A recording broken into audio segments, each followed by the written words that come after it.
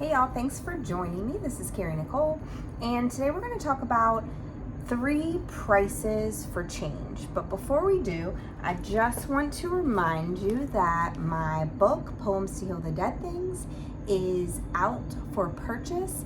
It is again a book of poems, so you'll get the poem inside, and then after the poem, there is actually a page of lessons learned. So like the experiences that I went through are what derived the poems, and then what lessons did I learn from those experiences. And then on the next page, you'll get 2 journal pages to answer some questions and write about your own experiences. So if you would like to purchase your copy and invest in the ability to heal your dead things, the link will be attached at the bottom. So when we're talking about change, I know that change can be difficult, and change can be one of those things where it takes a deep pain or a deep hurt for us to have that initiative and that gumption to go make the change. Now, I would hope that with maturity comes the ability to understand that the change needs to be made well before the pains happen. But I also know that life is life, and sometimes it takes us those big emotions in order for us to determine that we need to make a change. And so when I think about my experiences, one of the spaces in life that I knew that I needed to make a big change was in relationship. So I had found myself over and over again repeating the same cycles of relationships in really the same exact ways, but changing the person. And I would say things like my picker is broken, or I would say things, they're excuses. Let's be honest, they're excuses. I would say things like, well, I'm just not good at love. And really, I was just choosing the same type of people because of my belief system about myself. And when I truly got honest about that, that's when real change happened. And oftentimes we walk in life thinking about the things that happen to us instead of understanding that if there's obstacles or hurdles that we're dealing with, those things are happening for us. Like the life lessons that we're learning, the experiences that we're going to are taking us to a new level or place of wisdom, and we really need to hone in on that. And so I remember being in the last relationship that I was in, experiencing the hurt that I had experienced, and telling myself, I don't ever want to do this again. And my first instinct was to harden my heart. Was to say, I'm never going to do love again. I don't want to do relationships again, because in not doing relationships and not doing love again, I will eliminate the ability to be hurt. But the reality of that situation is that I was just hurting myself. The narrative that existed inside of those relationships was playing in my head on repeat, regardless of if there was a person in the space to say those things, or if it was just playing back in my own head. You're not good enough. You're not a good mom. You're not going to ever experience love. You weren't meant to be a wife, etc. And the list went on. It wasn't until I really decided, you know what? This is inside of you. And until you fix what's inside of you, you're going to repeat those same behaviors over and over again.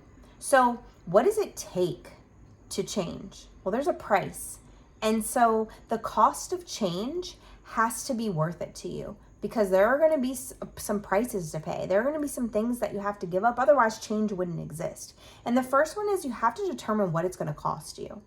And for me, the catalyst of that was being in those relationships over and over again.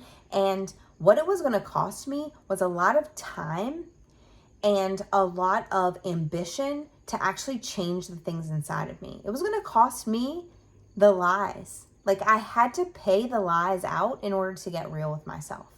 So when we're determining what it's going to cost us, we're saying, what am I gaining from this thing? Right? And for me, it was like, well, being in a relationship makes me feel like I'm worthy. Being in a relationship makes me feel like I'm good enough. It wasn't the relationship that made me feel that way. It was being chosen. And I finally decided that I didn't have to be chosen by a man. I didn't have to be chosen by another person. I had to be chosen by me. So it was going to cost me the victimhood.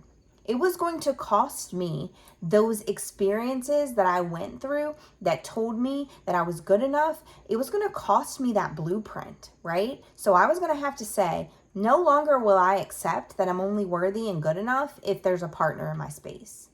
It was going to cost me time to change that thought process, time to reparent myself to get rid of those core beliefs. And it was time, but it was also operating in the wisdom from those past experiences on repeat. And as we know, if we don't fix what's internally inside of us, it repeats itself until we actually learn the lesson, until we actually delve deep into the innards of our being and we say, what is it about me that keeps repeating this thing over and over again? And once we do that, we have to determine what that's going to cost us. And sometimes it's going to cost you friends. Sometimes it's going to cost you family members. Sometimes it's going to cost you your dynamic with a person. Because in my case, there was this feeling inside of me that in my family system, I couldn't be taken care of by my family unless I was a victim and needy. And I had to get real about that, right? And so the dynamic between myself and my parents changed because I didn't need to be a wounded animal in order to have a relationship with them. And our relationship dynamics have changed because I don't need that anymore. It cost me the type of relationship that I had with them. It cost me friends because there were friends inside of my life who weren't telling me real things. They were telling me what I wanted to hear and perpetuating those situations. And so I had to slough that off because if I didn't, then I wasn't really going to change. So you have to determine what it's going to cost you. And then you have to ask yourself, can I afford that thing? This is really not about, can you get rid of that thing? It's about, are you willing to afford to let it go, right? Are you willing to afford to let go of those relationships? Are you willing to afford sitting by yourself and not determining that as loneliness, but determining it that it's you being alone so that sifting process can happen? Because if we're being honest, when we're sifting, even when we're baking, like let's use that analogy. We put together some of the ingredients, but if you put those wet ingredients with the dry ingredients and then you try to sift it, it ain't happening. Those dry ingredients have to be alone. They have to be in solitude before you can sift them. And so when God is sifting your life, that's the exact same thing that's happening. You have to get alone. You have to understand that in order to heal yourself, in order to change yourself, you have to be by yourself. Does that mean that you don't have a support system? No. It just means that you're not counting on that support system to tell you what to do. You're counting on them to support you through what you already know you need to do.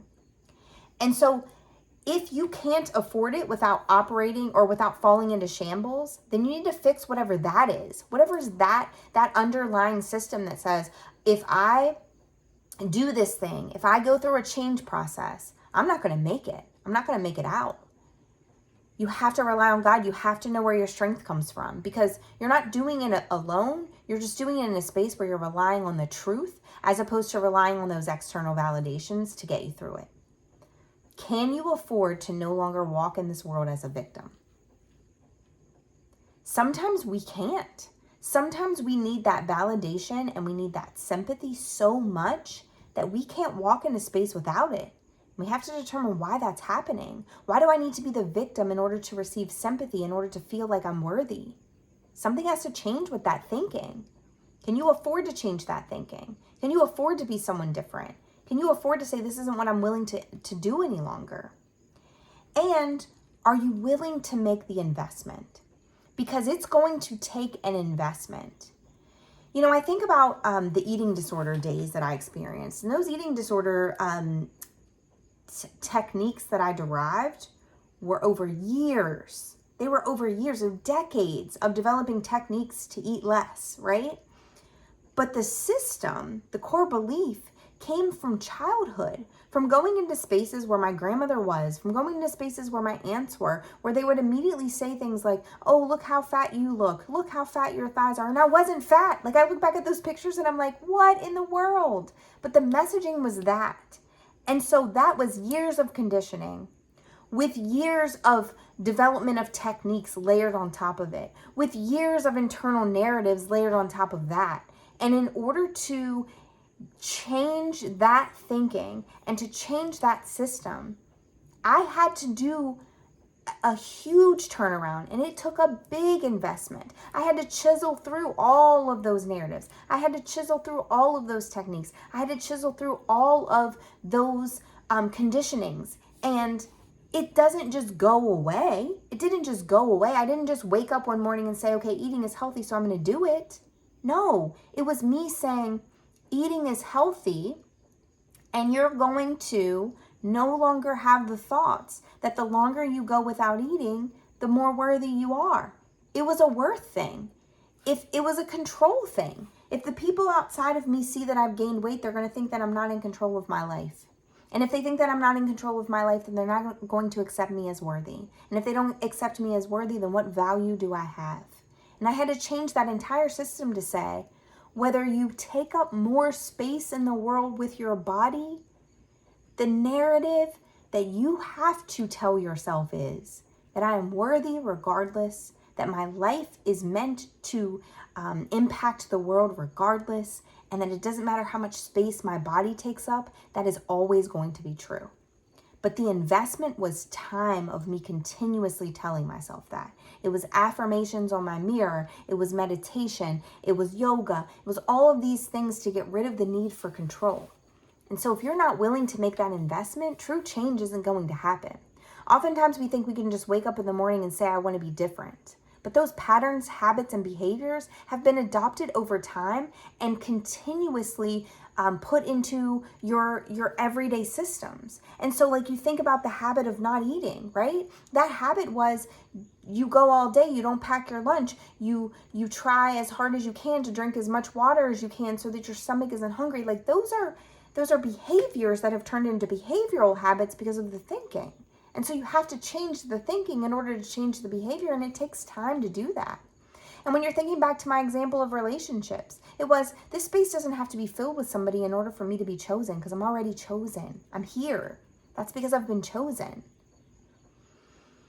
And so it took a lot of time to think, okay, what am I going to do with myself without having someone else to fix? How am I going to turn the behaviors of fixing people into turning those behaviors of fixing me? And so today I encourage you, if you want real change, if you want something different to happen in your life, you have to be willing to do the things inside of you to make that happen. Are you willing to determine the cost? Are you willing to give up the things that it's going to cost you? Can you afford to give up those things? Or are you holding on to them for dear life? And then, are you willing to make the investment that says, I no longer need those things, I can afford to get rid of them, and I don't care how much it costs, I'm willing to do it because I want this change more than I want whatever that thing is giving me.